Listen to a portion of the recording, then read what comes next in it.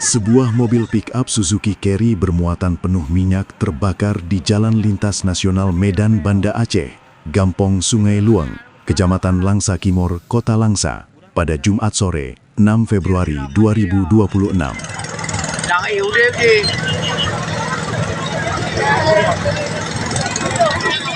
Kejadian ini menyebabkan kemacetan panjang dan upaya pemadaman yang sulit. Insiden terjadi sekitar pukul 16.30 WIB saat kendaraan tersebut sedang dalam perjalanan dari arah Aceh Tamiang menuju Langsa. Sopir langsung menghentikan dan meninggalkan mobilnya begitu api mulai membakar kendaraan. Posisi mobil terbakar tepat di depan Masjid Gampong Sungai Luang.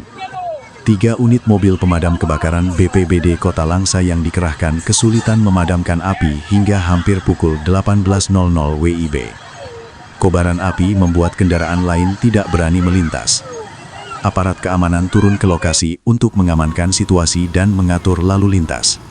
Kasat Reskrim Polres Langsa, AKP Fahmi Suciandi, menyatakan pihaknya belum dapat memastikan jenis minyak yang diangkut karena semua muatan habis terbakar.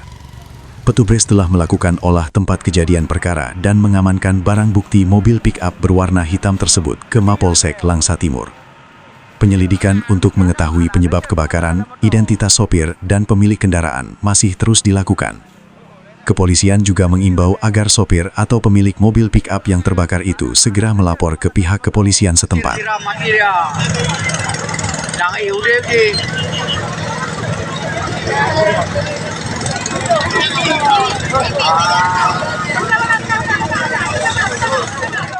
Dari Langsa, Zubir Serambi News.com.